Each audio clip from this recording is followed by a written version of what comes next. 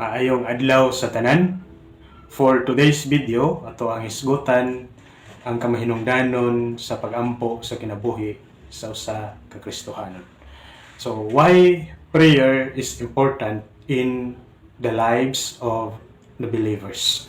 So, ibutang na to sa tuwang una-una, or we need to remember that prayer is one of the most important aspects of our lives as followers of the Lord Jesus Christ. No? So, dili na siya pwede baliwalaon sa kinabuhi sa usa ka Kristohanon, no? Tungod kay usa ni siya sa pinaka-importante nga aspeto sa kinabuhi sa mga sumusunod ni Ginoong Kristo. No? So, in this video, ato ang hisgutan or atong i-discuss, no, ang kaimportante sa kinabuhi sa pagampo sa usa ka Kristohanon. So we need to remember that prayer is not something we should only do at church or during Bible study. No, it is something we can do every single day sa tuang kinabuhi. No, so kung usa ka relationship, no, kung dili ka mag-spend og time, no,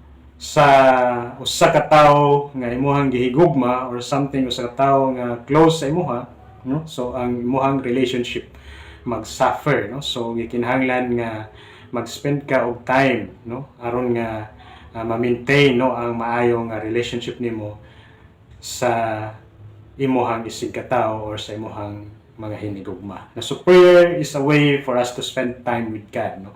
Tang nato na sa tuang panumduman nga ang pagampo usa na ka paagi nga makaspend ta og panahon para sa Ginoo. So sana siya kapaagi nga maka-connect kita, no, ngadto sa Ginoo ug maka-communicate kita ngadto kaniya. So sa dihang naga-pray ta, gina-invite nato ang Ginoo nga mamuhat sa tuang kinabuhi ug nagapangayo kita, no, og giya gikan kaniya. So mahimo nato na pinaagi sa pagampo, no. So why prayer is important in the believer's life? Nganong mahinungdanon man gyud ang prayer sa kinabuhi sa usa ka Kristohanon.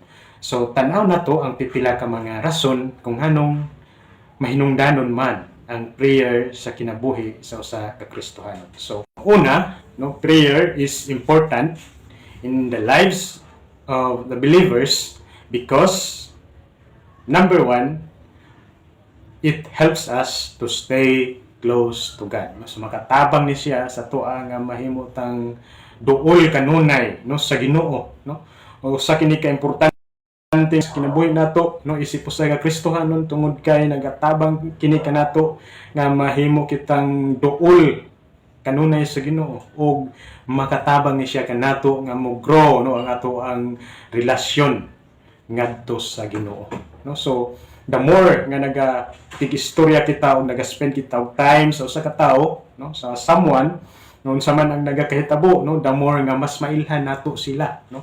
The more nga mas mailhan nato ang usa ka tawo, no, kung naga-spend kita og time or nagahatag kita og higayon nga makikistorya ngadto kanila. So the same thing happens when we spend time in prayer connecting with God, no. So nga na pod ang may tabo higalig soon kung sa dihang sa atuang kinabuhi ang naga-spend ta og time ngadto sa Ginoo pinaagi sa pagampo. So the more nga naga-spend kita og time para sa Ginoo, mahimo kitang closer, no, ngadto sa iya, mahimo kitang suod, mahimo kitang duol ngadto kaniya. So ang pulong sa Ginoo nagingon sa James chapter 4 verse 8, no, ana siya, draw near to God and He will draw near to you. Meaning to say nga sa tuang kinabuhi sa dihang naga-pray kita, no, meaning to say nga gina-invite nato, gina-allow nato ang ato ang kaugalingon nga moduol sa Ginoo. And then ginatugutan nato ang atong kaugalingon nga mahimo tang close o mo-grow deeper, no, ang ato ang relationship sa ato ang buhi nga Ginoo. So prayer is important because it helps us to stay close to God. And number two nga rason nganong importante man ang prayer sa kinabuhi sa usa ka Kristohanon. So una, it is important because it helps us to stay close to God. Ikaduha, prayer is important because it is a positive command, no. So gisugo kita sa pulong sa Ginoo nga mohimo sa mga pagampo, no. Prayer is a command to every believer from the word of God, no. Gisugo kita nga moampo ta, no, So, we are commanded to pray without ceasing. No? Sa 1 Thessalonians chapter 5 verse 17, nagsulti ka nato, no? Ana siya, pray without ceasing. But pasabot higala igsoon nga sa matag yugto sa ato ang kinabuhi in all decisions nga ginahimo nato sa tanan nga sitwasyon sa ato ang kinabuhi, either bad or good. No? Prayer should not be separated from our lives. No? So, dili pwede nga ma-separate, no, ang pag-ampo sa ato ang kinabuhi. Sa paano, we are commanded to pray without ceasing. We are commanded to present our request to God. No? So, gi-command kita, gisugo kita nga i-present ang atong mga request nga to sa Ginoo. Philippians chapter 4 verse 6, unsay giingon niya dira, ana siya, do not be anxious about anything, but in everything by prayer and supplication with thanksgiving, let your request be made known to God. No? So, into say nga, gisugo tayo nga lang, so nga, i-present, ihatag, itugyan sa Ginoo ang atong mga request. No? So, we are commanded to present our request to God. No? Sa pa, we are commanded to pray for our enemies. No? Gisugo kita higala, so nga mag-ampo alang sa atong mga kaaway. Matthew chapter 5 verse 44 tells us, but I say unto you, love your enemies, bless them that curse you, do good to them that hate you, and pray for them which despitefully use you and persecute you. So gisugot kita higala igsoon nga mo ampo, no, sa mga kaaway nato, gina-consider nato nga mga kaaway sa tuwang kinabuhi. It is our responsibility to pray for them because the Word of God commanded us to pray for our enemies. Nung sa pa, no? We are commanded to pray for our fellow believers. Ephesians chapter 6 verse 18 tells us, and pray in the Spirit in all occasions with all kinds of prayers and requests. With this in mind, be alert and always keep on praying for all the Lord's people. No? So, kanang ang key word dira, no? Sa giingon niya dira, that keep on praying for all the Lord's people, no, referring sa tanan nga mga Kristohanon. So gisugo tayo galag so nga mag-ampo, no, sa ato ang mga kauban nga mga Kristohanon. James chapter 5 verse 16 unsa giingon nila, therefore confess all your sins to one another and pray for one another that you may be healed. The prayer of a righteous person has great power as it is working. No, so kita nimo, no, ana siya, pray for one another, meaning to say ikaw ako mag-pray sa usag-usa. No, we are commanded to pray for one another. No? So pa, no, we are commanded to pray for church ministers. Ephesians chapter 6 verse 19 and 20, no? Ana siya, pray also for me, referring to Apostle Paul, that whenever I speak the words may be given me so that I will fearlessly make known the mystery of the gospel, for which I am ambassador in chains. Pray that I may declare it fearlessly as I should, no? So si Apostle Paul nag-aawhag sa mga taga-Epeso nga iampo siya, no? So meaning to say nga sa tuang kinabisip sa Kristohanon, gisugo kita usab nga mag-ampo sa mga naga-minister sa pulong sa Ginoo, sa mga missionary nga nagawali sa pulong sa Ginoo. Pray nato nga ma-declare nila sa klaro gayud ang mensahe ug masabtan sa mga tawo nga wala pa nakailas sa Ginoo ang mensahe nga ginawali sa mga magbubuhat, mga laborers sa vineyard sa Ginoo. No, so we are commanded to pray for church ministers. No, gisugo kita nga moampo, no, sa mga naga-ministry, nagabuhat sa mga buluhaton sa Ginoo. No? So prayer is important, no, because, no, unsa gani, no, tungod kay gisugo kita no, nga magbuhat niini. No, so remember that if we don't pray, no, we disobey the command to pray, no? So sadyang wala ta naka-pray, butang nato sa tunguna nga gina-disobey nato ang sugo kanato nga mag-ampo. No? So prayer is important because it is a positive command. And number 3, no? Why prayer is important in the lives of the believers, no? So prayer is important because it shows our dependence on God, no? So nagapakita sa to ang dependence sa Ginoo, no? In John chapter 15 verse 5, ana siya dira, si Ginoong Jesucristo nagtudlo sa mga disciples nga kung wala si Ginoong Jesus, wala gayud sila mahimo, no? Dito say nga sa kinabuhi sa Kristohanon, no? Kung wala ang Ginoo, no? Wala kitay mahimo o wala kitay mabuhat, no? So apart from God, no, we can do nothing. No? Apart from God, we are nothing. No, wala tay mahimo, no? Si Apostol Pablo sa ang sulat sa mga taga-Pilipos, siya miingon, no? I can do all things through Christ who gives me strength. No? Philippians chapter 4 verse 13. No? Wala siya naingon siya ang gagalingon nga nahimo na ako ning tanan tungod kay ako ni. No? Kundi ingon siya nahimo na ako ning tanan tungod kang Ginoong Jesucristo nga may naghatag kanako kusog. No?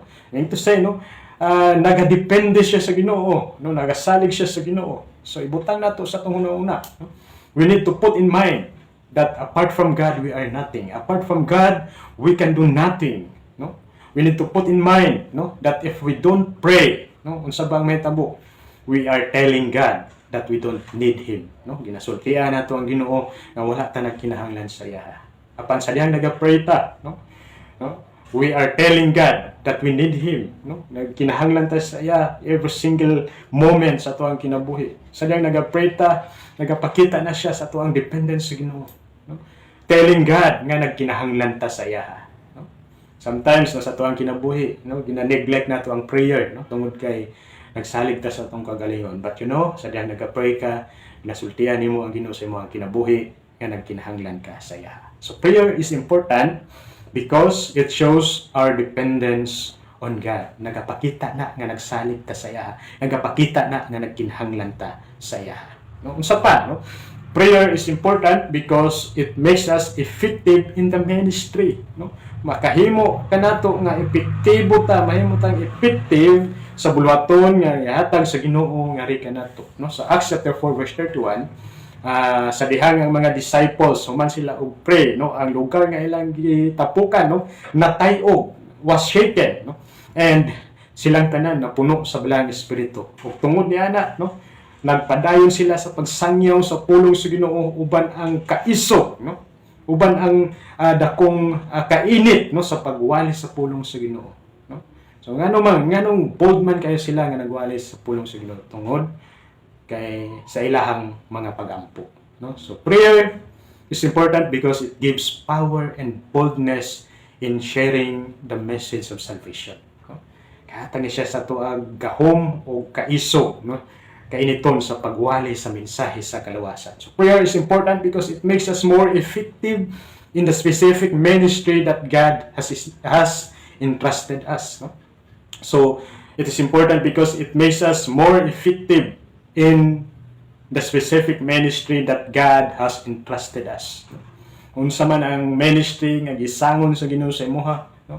Mamahimo kang effective pinagi sa mga pagampo. Remember that power comes through prayer. So nayo sa kapanultian ba nga nagingon, a powerful Christian is a prayerful Christian, no? So ang epektibo nga Kristohanon, no, mao kadtong mga Kristohanon nga mainampuon, no. So prayer is important because it makes us effective in the ministry. And number 5, prayer is important because it is the only method of receiving God's answer, no. Usa na ka method nga madawat nato ang tubag sa Ginoo sa ato ang kinabuhi. Hebrews chapter 4 verse 16 tells us, let us then with confidence draw near to the throne of grace, that we may receive grace to help in time of need. No? So ana siya, let us then with confidence draw near to the throne of grace. Unsay hinungdan, that we may receive mercy and find grace to help in time of need. No? So unsay atong himuon aron nga madawat nato ang mercy ug ang grasya nga kinahanglan nato sa panahon nga sa atong mga panginahanglan, no? Kinahanglan nga duolon nato ang Ginoo, no? So diha nato makita nga ang prayer importante sa kinabuhi sa usa ka Kristohanon, no? Tungod kay mao ni siya ang nag-inusara nga method aron nga madawat nato ang tubag sa Ginoo sa ato ang kinabuhi, no? So sa Matthew 7 verse 7 to 11, no? Ana siya, ask and it shall be given you, seek and you shall find, knock and it shall be open unto you. For everyone that seeketh receiveth, and he that seeketh findeth, and to him that knocketh it shall be open. No? So unsaon man nimo, unsaon man paghatag kanimo kung wala man ka nangayo, no? Unsaon man pag-abli sa pultahan kung wala man ka nanuktok, no?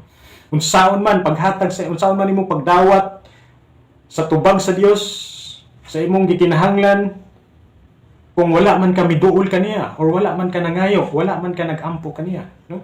So ingana lang ka simple, no? Unsa nato madawat ang atong gipangayo kung wala man ta nangayo sa Ginoo. No? So the only method of receiving God's answer is prayer. So prayer is important. It is because it is the only way, it is the only method of receiving God's answer. No, so sa pa, no, number 6, prayer is important because it is the best weapon to fight temptation. So mao na siya ang pinaka the best nga weapon aron nga mapildi nato or madaog nato ang temptation nga moabot sa tuang kinabuhi. Sa James chapter 4 verse 7, ang pulong sa Ginoo nagsulti kanato, resist the devil, no? Sa unsang paagi nato nga masuklan ang yawa, no? So masuklan nato siya ug ang tanang tentasyon nga ibato niya kanato pinaagi sa pagampo, no? So when the Lord Jesus Christ sadyang hapit na siya dakpon aron tugyan ngadto sa mga makasasala, nagampo siya ngadto sa Garden of Gethsemane, kuyog ang iyang tulo ka mga disciples, no? After he prayed, nibalik siya ngadto sa mga disciples ug nakita niya sila nga nangatulog ug unya, no? Giingnan niya, no? Pagtukaw kamo og pagampo aron dili kamo madaog sa panulay. So makita nato nga gikan kang Ginoong Kristo, no, nga ang susi aron nga malabanan nato ang mga pagsulay, panulay nga moabot sa atong kinabuhi, mao ang pagampo. It is the best weapon to fight temptation no, sa ato ang kinabuhi. So nga anong gisulti man ni Ginoong Kristo, tungod kay nahibalo siya, no, nga ang pinaka the best nga hinagiban aron nga masukla nato ang panulay nga moabot sa ato ang kinabuhi, mao ang pagampo. So prayer is important because it is the best weapon to fight temptation. Number 7, no?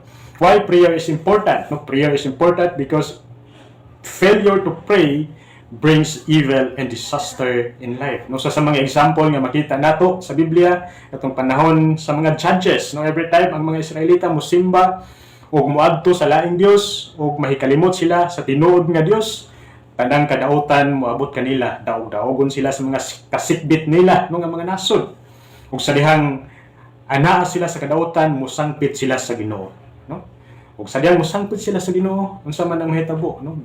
Tubagon sila dayon sa Ginoo. Sometimes, no, ang disaster nga moabot kanato maybe because we failed to pray, no? Wala ta nakahimo sa tuang mga pagampo, no? So prayer is important sa kinabuhi sa Kristohanon, no? Kay ngano man, no, usa ni siya kabutang nga makatabang kanato nga mahimutang stay close sa Ginoo. Sani siya kamutang sugo anang kanato gikan sa pulong sa Ginoo. Sani siya kabutang, no, nga nagpakita nga nagsalig dita sa Ginoo, no? Ang importante ang prayer sa atong kinabuhi tungod kay nagapakita ni siya, no, nga kanilang yun ang nag-inusara nga method nga matubag sa Ginoo nga ato ang mga pagampo, no? Importante ni siya sa ato ang kinabuhi tungod kay makahimo kini kanato nga epektibo sa buluhaton nga gisangon sa Ginoo kanato sa tanan nga area sa ato ang kinabuhi, mahimo tang effective sa ministry nga gisangon sa Ginoo kanato. So prayer is important, no? Unsa pa ganito tungod kay the best weapon to fight temptation, no? And most of all, no, prayer is important because failure to pray brings evil and disaster in life. Hinaw tigalig suon nga sa imong kinabuhi, imong hatagan og value, imong hatagan og bili, no, ang pagkamay-nampuon sa imong kinabuhi.